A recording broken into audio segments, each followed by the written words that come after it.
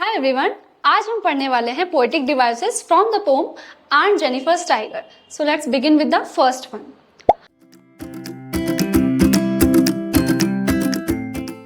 पहला poetic device जो इस पोम में यूज हुआ है वो है इमेजरी।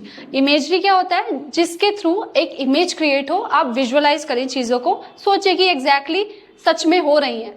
और इस पोम में सेकंड लाइन के थ्रू बहुत ही अच्छी तरीके से बताया गया है bright topaz denizens of a world of green, जहां पे टाइगर जिसकी आंट जेनिफर एम्ब्रॉयडरी बना रही थी, उसको बताया गया कि जो वो येलो टाइगर है वो क्या कर रहा है, बहुत ही प्राउडली मूव कर रहा है फॉरेस्ट में बिना किसी डर के, फ्रीडम के साथ। ठीक है, तो that was the first poetic device जहां पर एक इमेज क्रिएट की गई है टाइगर की।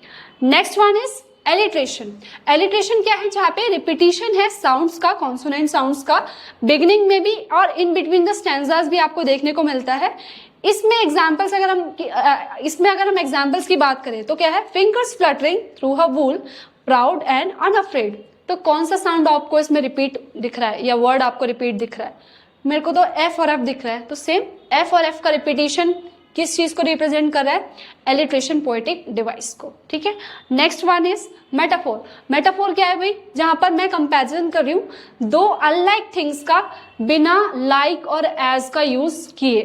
ठीक है, जहां पर एग्जाम्पल अगर हम देखें, the massive weight of uncle's wedding band, जो वेडिंग रिंग है, अंकल की जो वेडिंग रिंग है, उसको कंपेयर करा गया एक हैवी वेट से, जो किस चीज को सिंबलाइज कर रहा है कि ये जो रिंग है वो बर्डन है आंट जेनिफर की लाइफ पे।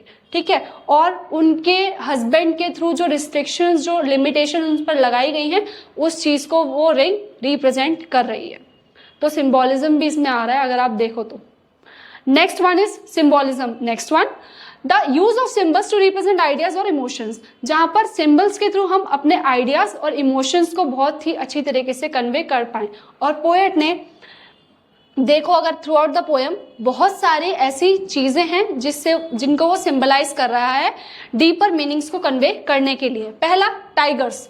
टाइगर्स जो किस चीज का रिप्रेजेंटेशन है? करेज एंड फ्रीडम का।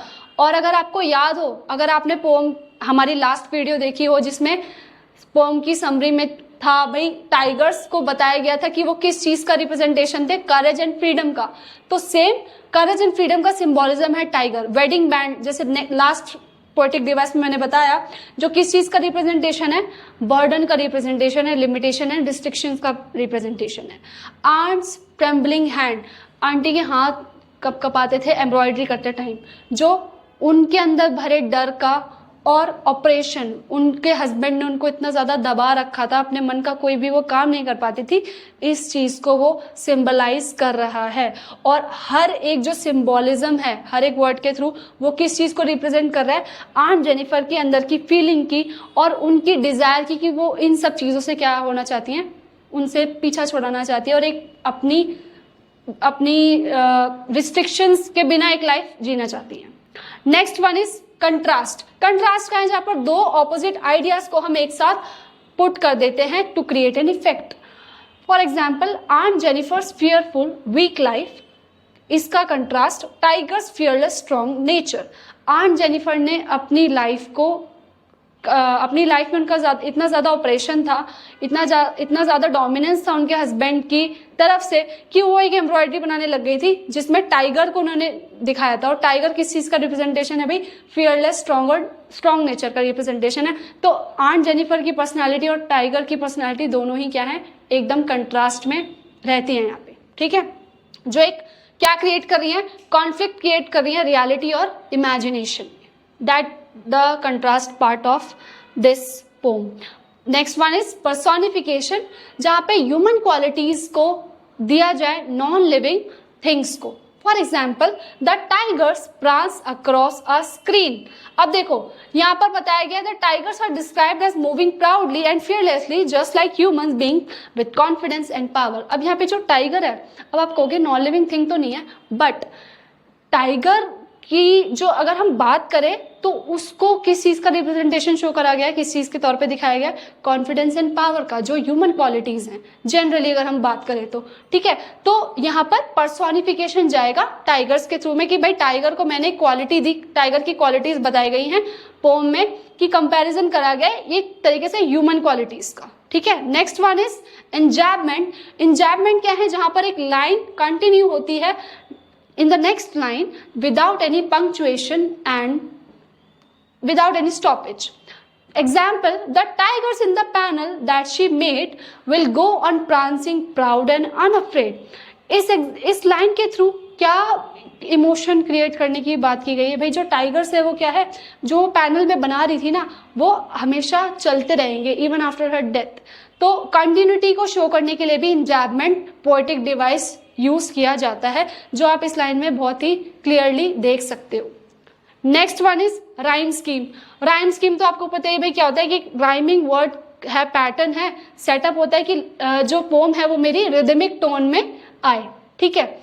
आप फाइंड आउट करने के लिए हर एक पोम के लास्ट वर्ड का sound you can match that, उसके हिसाब से हम A B rhyme scheme generally देते हैं। इस पोम की ए बी राइम स्कीम है, ठीक है। Next one is irony. अब आयरनी क्या होती है भाई, आयरनी है जो मैं आपको चीज दिखा रही हूं और जो एक्चुअल रियलिटी है वो दोनों एक दूसरे से बिल्कुल अलग है। और इस पोम की सबसे बड़ी आयरनी क्या थी, खुद आंट जेनिफर की लाइफ और उनके द्वारा बनाई उनकी क्रिएशन, जो कि क्या थी, टाइगर की एम्ब्रॉयडरी, ठीक है। तो वो दोनों ही क्या थी, एक दूसरे से बहुत ही ज्यादा अलग थी। आंट जेनिफर जो डरी डरी रहती थी, और टाइगर किस चीज का सिंबोलिज्म है भाई, फ्रीडम, करेज एंड प्राउडनेस का, ठीक है। That's the iron in this pome. Next is tone. Tone है भाई पोम का सेटअप क्या है, पोएट का एटीट्यूड का क्या था जब वो इस पोम को लिख रहा था, क्या कन्वे करना चाहता है। तो ये जो पोम है ये फेमिनिस्ट पोम है, जनरली औरतों की कंडीशन के बारे में बताती है कि थ्रू आउट द लाइफ वो किन किन चीज़ों से गुजरती हैं। सिंपैथेटिक है, सिंपैथी आ जाएगी आपको आंट जेनिफर की स्टोरी सुनकर। एंड रिफ्लेक्टिव है, एक तरीके से सोचने पर मजबूर करती है कि क्या क्या चीज़ों से एक औरत को गुजरना पड़ता है, ठीक है। And the poet admires aunt Jennifer's art. Aunt Jennifer की आर्ट को तो एडमायर कर रहा है, लेकिन उनके लिए वो थोड़ा दुखी भी है कि क्या क्या उनको डिफिकल्टीज फेस करनी पड़ी हैं। तो that was the tone of the poem. So these all are the poetic devices जो इस पोम में यूज हुए हैं। सो ये सभी थे वो पोएटिक डिवाइस जो इस पोम में यूज हुए थे। बाकी आप और भी वीडियोस के लिए you can subscribe our channel. Thank you.